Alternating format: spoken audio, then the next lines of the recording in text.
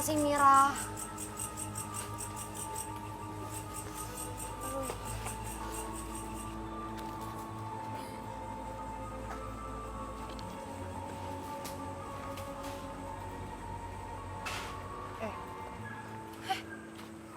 Suara anjing?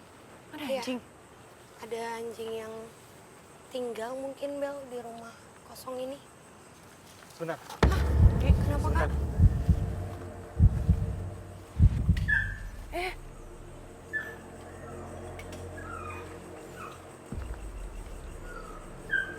Rudi, Anjing itu kenapa? juga menangis sih. Iya.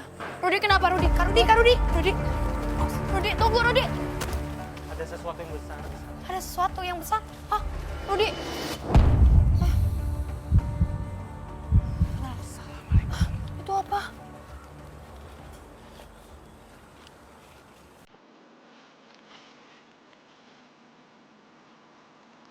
Rudi, itu apa? Kenapa kamu tancapkan? Itu Kamu dengarkan tadi anjing-anjing itu ketakutan? Iya. Ini dia pelakunya. Di samping saya 2 meter dari tempat saya berdiri ada sosok hitam besar dan matanya merah nyala. Giginya panjang segini dan liurnya menetes sampai bawah. Tadi Rudi lari, itu benar-benar kita ngelewatin 3 rumah sekaligus dan dia ngeluarkan rencong. Itu aku nggak tahu kenapa dia tiba-tiba nusukkan rencong itu ke pohon dan ternyata kata Rudi di belakang pohon itu ada sosok yang marah, yang berliur, matanya merah dan dia nggak suka dengan keberadaan kita di sana. Saya udah di rumah, saya balik. Nah, balik sampai sini pohon petek nih. Nah, itu ada makhluk yang hitam gede tinggi, matanya merah, berdiri di situ. Tingginya dia itu sekitar 4 meter. Itu yang bikin anjing itu ketakutan. Kamu siapa? Siapa nama kamu?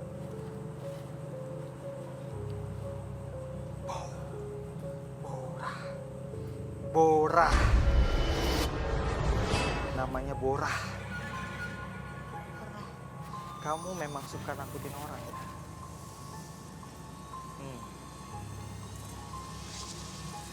Ini adalah salah satu yang suka nakut-nakutin warga di sini. Dia ini bukan jin kuat, yang kuat banget sebenarnya dulunya.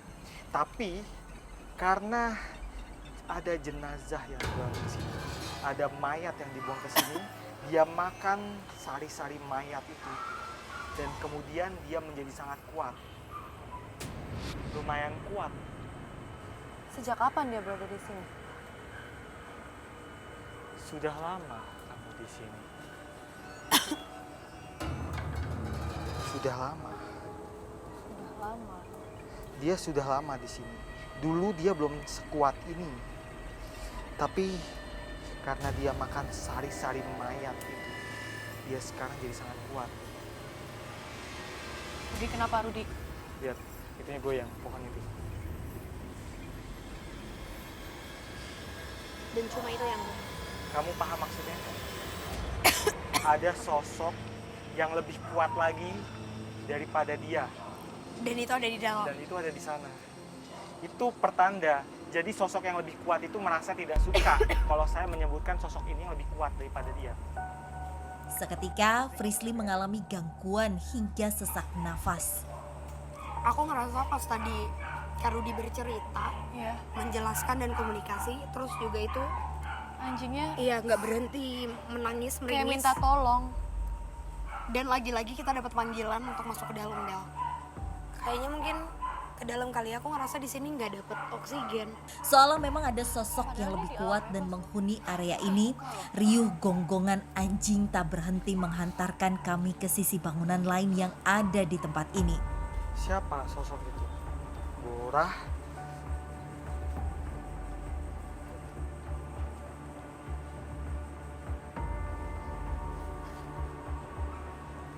Bora nggak jawab. Dia cuma bilang,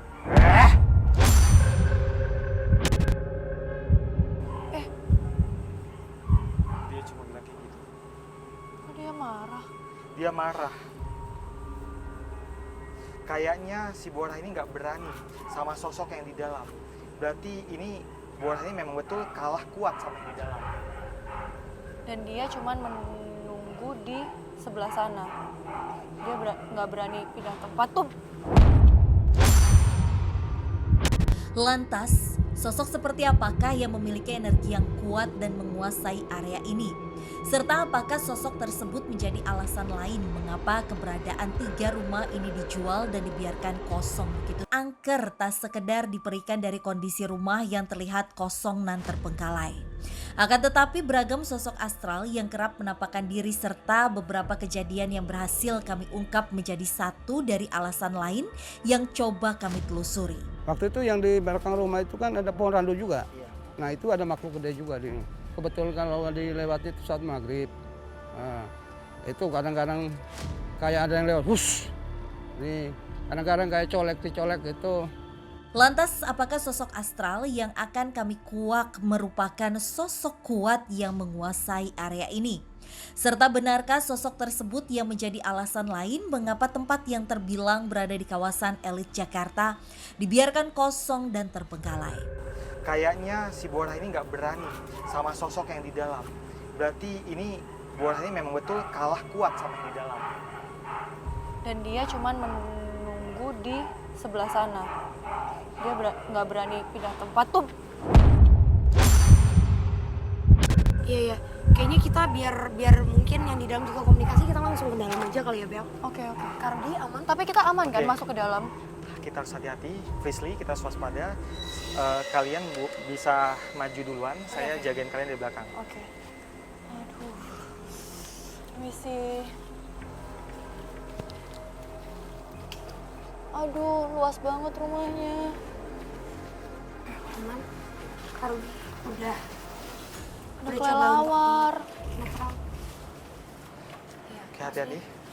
Di dalam sini ada sosok yang tadi, dia yang menampakkan sendiri dengan tanda daun itu bergoyang. Iya. Dan kayaknya Bel, Ya. Kak Rudi, untuk masuk ke dalam, karena tadi aku ngerasa nggak ada oksigen, kayaknya aku perlu bantuan Marsha deh.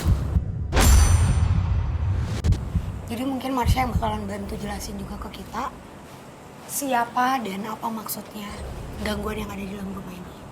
Gak apa-apa Oke. ya? Oke. Kak Rudi bantu dijaga sebentar ya. Tak ingin terjadi hal yang tak diinginkan, Frisly meminta bantuan sahabat kecilnya bernama Marsha untuk masuk ke area dalam bangunan ini. Halo Marsha. Halo kakak. Marsha, bisa bantu kita jelasin nggak ada sosok apa aja yang di dalam rumah sini? Ya kakak. Kamu bisa tuntun kita ke dalam? Boleh masuk ya. Oke. Hati-hati ya Marsha. Perlahan tapi pasti, Marsha menuntun kami masuk lebih dalam ke area bangunan tersebut. Hai. Marsha, hai ke siapa? Ada yang sudah menunggu kakak. Ada yang sudah menunggu. Siapa Marsha?